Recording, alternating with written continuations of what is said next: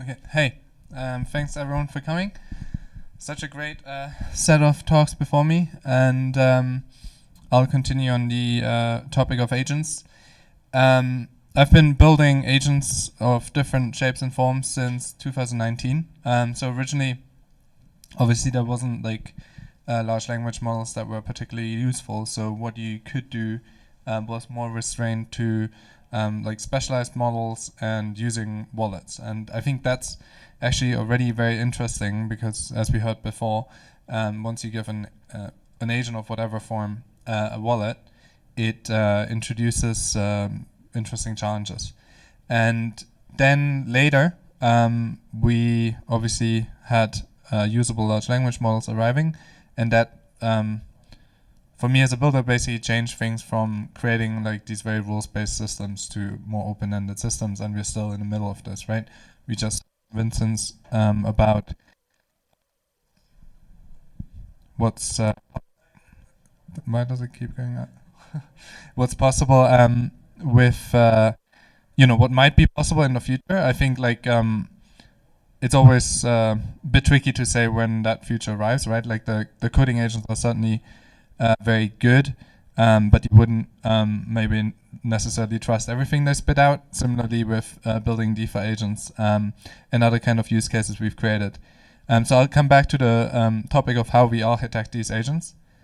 But I want to quickly go over this topic of AI agent swarms, AI agent economies, and then dive into Olas' role there and how you can get involved. So on the AI agent swarm side,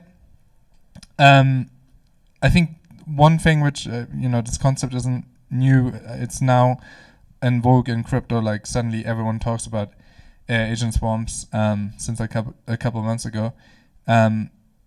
It comes out of the multi-agent systems literature, if I'm not mistaken, and obviously it's inspired by this idea of like swarms in nature. And what I think often gets conflated is like swarms tend to be about some form of cooperation. Like not necessarily everyone in the swarm needs to be fully cooperative, but that's often a defining element, because what happens is you have some emergence of some outcome. So something that's the result of the interactions of these many agents, rather than like something which one single agent would, let's say, create.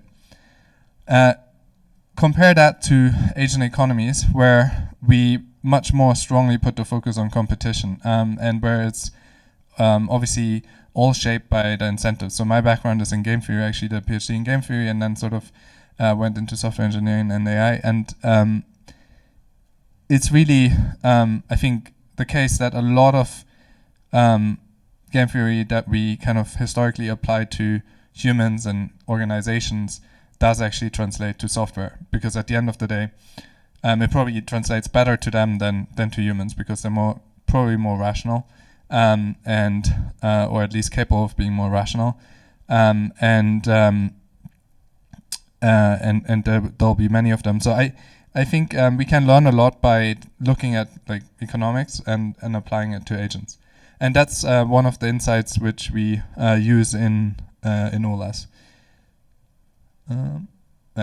So just for context, if you've never come across us, we've been quite busy with actually creating agent economies, where agents trade with each other, collaborate, and so forth.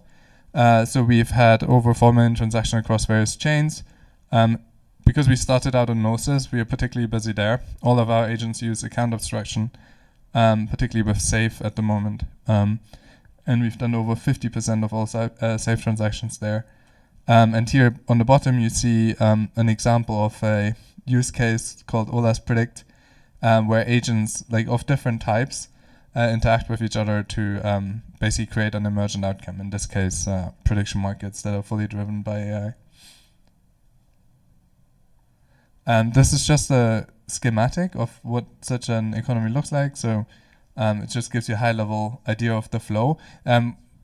We don't need to go into all too much detail here, but imagine there's different actors that have different roles, different types of agents, and the outcome are those working prediction markets. What's interesting is that there's different roles, which points at specialization, and then even within these roles, you can see specialization. So I think having been to lots of discussions and in private as well with agent builders, I think it's generally accepted now that like agents will specialize. And there's a couple of reasons. One very simple example is here with predict. If you're a trading agent, well, what do you need? Well, you need access to capital because that's what you use to trade in the prediction markets. However, in order to actually participate in those, you also need access to intelligence. And that there isn't like one form of intelligence, right? Like artificial intelligence. We have loads of different models, and they have different weaknesses and strengths. And actually, that's not something static. It changes every single day, in fact. And even given models have obviously strengths and weaknesses for different areas of, let's say, the design space. So even for prediction markets, depending on what kind of topic you're covering, even if it's fully public information, different models might perform differently. And so you have like this specialization already here, and this gives rise to constant like need to trade. So in that sense, I think actually there are massive analogies between human economies and like software agent economies, where we see in both cases specialization. So in Olas, we have quite a few of those agent economies overlapping. So here we have predict. We have this mech economy, which I'll come back to in a moment. We have a DeFi economy. We have now a social economy, which is on that graphic. And they basically all leverage this one in the middle. And this one is actually sort of a bit of a misnomer at the same time, because any agent in Olas can be a mech. It's a bit of a mouthful, this term, but really what it means is it's an agent that offers services to other agents.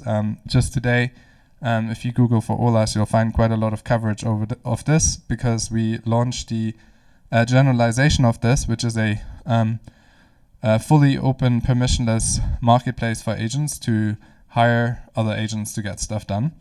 And we're very excited about this because it's sort of at the core of what we believe in, this kind of specialization of agents. The protocol itself has a couple of mechanisms, and one in particular I want to focus on today, which enables this coordination of like large-scale agent economies and agent swarms. Like for the uninitiated, we refer to it as staking because it's a form of staking, but really it's much more than that. So let's learn about it. That's the conceptual graphic. We're not going to go through everything here, but you can find it on the site. The technical term is proof of active agent. And I'll just explain it in simple English. So how do you motivate employees in the workplace? Well, you create certain objectives and KPIs, and then you measure success, right? And that's basically what we do here as well. So we have created the system where you can create smart contracts on all the chains where Olas is deployed. Anyone can create these smart contracts, and they embed these KPIs for these agent economies. And then our staking system basically plugs into that. And so if agents show up and hit those KPIs, they or their operators get those staking rewards. And that allows us to basically bootstrap like entire agent economies, because as is the case with human economies, it's not everything there on day one, right? So for instance, on a marketplace, you have a supply and demand side. At minimum, potentially you have a couple more sides of your marketplace. And so staking is one example, like proof of active agent in particular, where we use this very heavily to bootstrap the size of the marketplace. Here's this graphic basically just takes you through how this all works from a protocol design perspective and how the token holders are engaged in this. If you want to learn more, come chat to me, or it's also on the site at staking.olas.network.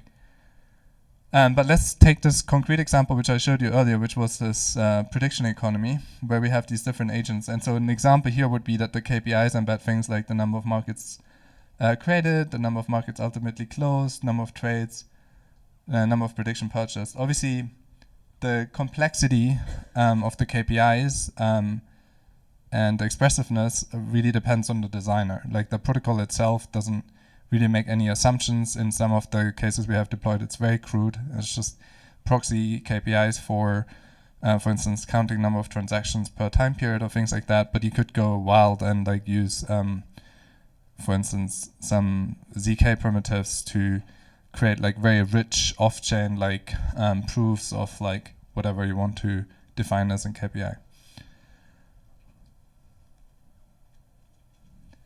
That was on the protocol side. Quickly on the developer side, we have two ways, in which people, specifically developers, can build on Olas. So what we historically found, having built for those 6 years on agents, is that there was basically no stacks for agent in crypto, or very few. And so we built our own. And actually one thing we did, due to the way we believed in our go-to-market back at the time, was that we enabled the stack to let you run an agent as a distributed system itself. So that's still with us. So developers have the choice. They basically built this code base of an agent. You can think of it like a LangChain framework, or like ELIZA framework. It's a coding framework for agents in Python. And then they have a choice whether they deploy this as a single instance, so for instance on the local device or in the cloud, or they could also deploy it as a distributed system, and there's a replicated state machine under the hood, and then depending on how they configure it, they can go as far as almost making it look like a chain with staking primitives and so on. It's actually pretty cool, but it's a totally different talk which I have to give on what benefits that has and what downsides from a sort of deployment mode and from a benefits mode, and I'm happy to give that one day. In any case, we found that certainly last year, suddenly 2 years ago, there was an explosion in AI agent frameworks outside of crypto, and that obviously keeps on going. I think there's thousands. There's sometimes these maps, and you're like, whoa. Now it's happening in crypto as well. I think everyone has, and sometimes their dog has their own agent framework, right? And that's great. I think just gave the other day a talk about that, or a panel. I strongly believe in heterogeneity of frameworks, because frameworks are means of opinionation, right? Like you, as a developer, express a certain way of building, which other developers might like, but some other developers will definitely hate. And so you will always have this sort of trade-off, because also frameworks target different use cases, right, by design. And so recently we have enabled a path where you can just come with your own framework. So that's now also possible in Olas. We're just testing it here at the hackathon, actually, how well that works for people. So if you have an ELIZA agent or a LangChain agent, even with bolted on wallets, all of that goes. You can come with your own Python script or whatever. It can be a different coding language, and then you can still connect it to all the primitives I talked to earlier. Another point on building agents is that I think at least the uninitiated, everything's an agent. We have the augmentation all the way to fully autonomous. Everyone describes everything as an agent, and that's fine, right? But if we actually want to talk about use cases, highly different. Am I talking about a ChatGPT with agentic functionalities, or am I talking about a fully autonomous agent that does things whilst I'm doing something else? Very different use case, very different implications, right? If I often hear this thing, everyone's AI agent will take over crypto. I'm okay, which type of AI agent are you talking about? Because I can see this one thing where you're chatting with your blockchain, and I think that might be interesting to some crypto people. But I think to the normal person, right, you'll have to somehow, or the non-crypto person, you have to bring in different primitives where you abstract a lot of this context, because that's the main problem, right? Me having to know about 100 things before even getting started. That's the blocker, not necessarily me having to also then go to 10 different front ends and connecting. That's an additional problem. The other thing is this generative AI versus rules-based, right? Now people pretend, and this is a sort of common theme of our time, that we don't like to reference history anymore. Researchers also don't reference history anymore, and in crypto it's particularly egregious, where every white paper is based on a reference. But basically, we have this whole history in rules-based AI, and then there's generative AI and learning-based AI. And we are strong believers in you need to mix and match them. There is today no reliable AI agent that doesn't use rules. I mean, even ChatGPT and all the primitives you're using are models with a system of rules on top, right, which you're interacting, which make them useful. And so we have also enabled you to write agents in a very different way, a very sort of finite state machine driven way where it's all rules based, and then within the states you have a lot of freedom to let maybe a model take a turn or something. And then on the other hand, one where it's model driven, maybe you give a model a persona, and then the persona sort of evolves, uses a set of tools, but these tools are constraining the action space. I think both are very valid ways of building, but they have different implications. Last but not least, and I know I'm over time, so very quick, if you want to build with us or work with us, one way is agent to agent, right? With the marketplace, I mentioned this earlier. That's a B2B way of building with us. And on B2C side, if you want to actually check this stuff out, we have olas.network/operate, where we have this user-friendly app called Pearl, which we are in the process of bootstrapping at the moment. So thanks, everyone.